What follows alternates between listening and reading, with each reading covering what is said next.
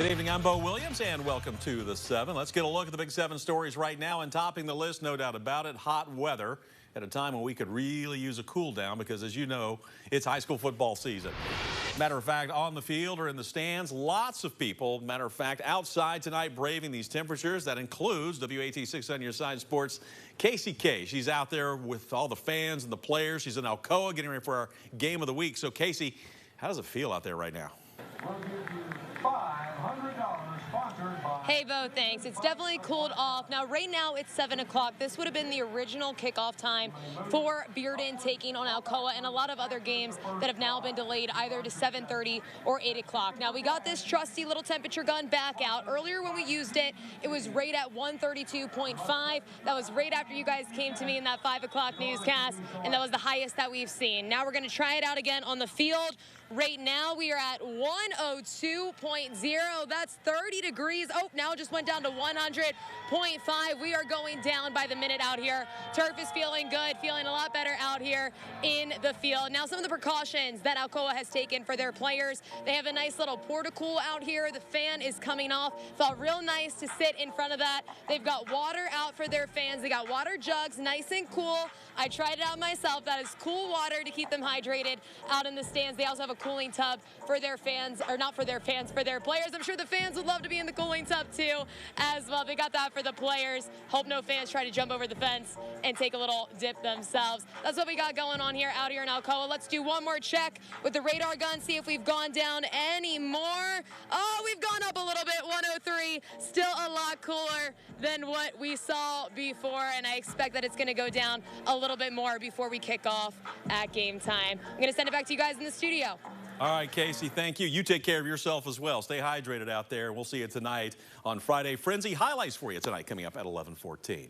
All right, staying cool comes at a cost when it means cranking up the air conditioning, right? I don't have to tell you that, but you might not like the money-saving alternative.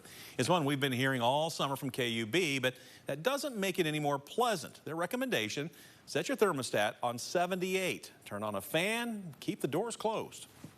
Every degree below 78, you can look at probably 3% more on your energy usage and your cost. Less frequently your unit's kicking on, the less energy you're using. Honestly, you're going to be using a lot of it right now anyway to keep yourself cool, but the more you can minimize the unit kicking on and off will help. You want it to do its job and turn off for a while and then turn back on again. Some more power-saving ideas. Make sure your AC unit is in good working order. Check to see if the air filter is clean. Keep the curtains and blinds closed. Try to avoid using your stove or oven to cook. Heat can also be dangerous, especially for kids and seniors. Plus, don't forget about your pets. So make sure you're staying hydrated and keeping out of the heat as much as possible. Meanwhile, TVA keeps telling us just how much power demand it takes for all those air conditioners out there tonight to take the edge off the heat. TVA saying yesterday's peak demand around the area was again in record territory for a day in August and only slightly lower than the last August peak record. Now, set the day before. Put together, Wednesday and Thursday make for the first back-to-back demand peaks at that level since 2008. KUB posted on Twitter that once all is said and done across its 7-state service area, I should say TVA said this, today could end up being hotter and setting yet another record. So let's just see how much of a workout the thermometers are getting today with our own Mr. Heat Miser himself, and I mean that in a good way. Chief Meteorologist Ken Weathers over in the Storm Center. I'm too much. Yeah, exactly right. A little cooler by a degree or two here over the past hour, but it's still hot. Pushing those games back to a 7:30, 8 o'clock start time certainly a lot better. And keep in mind, sunset's a little before 8:15.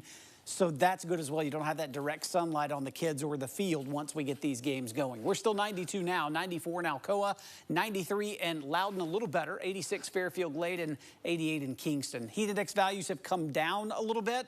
Again, 105 and higher is heat advisory criteria. We're only seeing that in the Southern Valley. Doesn't diminish the fact it's still very humid. About 102 in Knoxville is what it feels like. And you look at the heat exhaustion potential right now, the darker, almost black shading, extreme risk, red, a high risk. Hopefully this continues to go down over the next several hours. But low temperatures tonight, only going to drop off in the 60s and 70s. Hot again tomorrow, but I'll talk about storm timing, Bo. That's tomorrow Talk more about that in a few minutes. All right, Kim, we'll check back with you. Next on our Big 7 to 7 story list, the end of the week, but not the end of the special session in Nashville.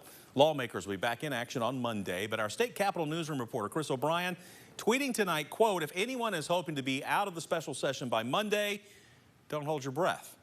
That's because the House and Senate still have to work out how they'll pay for new laws which have gotten some traction, one side or the other. And you might be able to tell from what House Speaker Cameron Sexton is saying about his Senate colleagues and the process ahead. The clashing members are still at odds. We're willing to have a negotiation. Well, we can't close because we have an appropriation bill that they're not going to agree to because we funded our bills in it.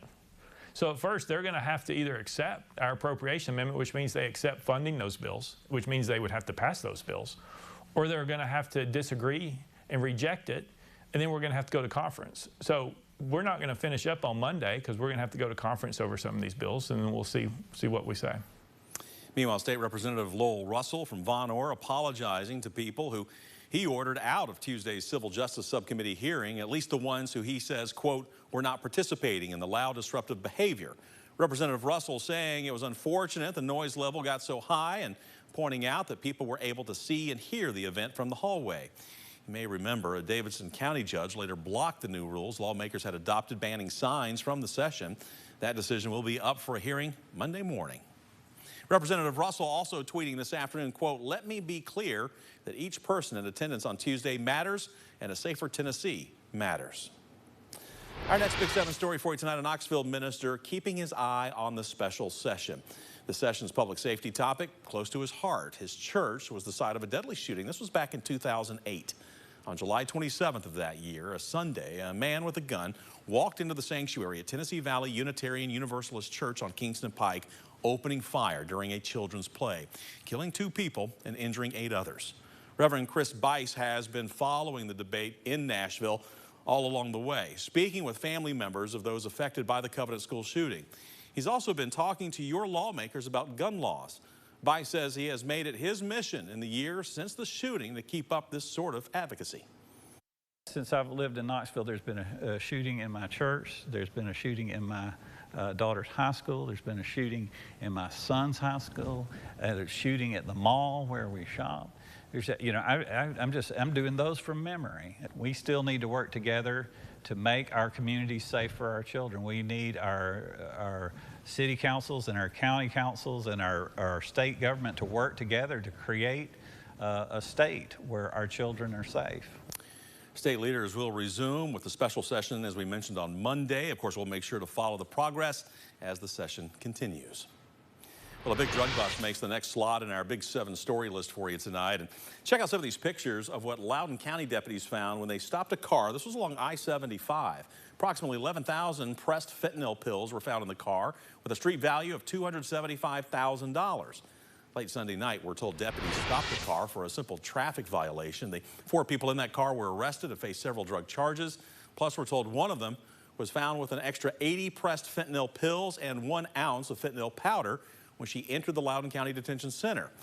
That person faces an extra charge for introducing contraband into the jail, along with assault and identity theft.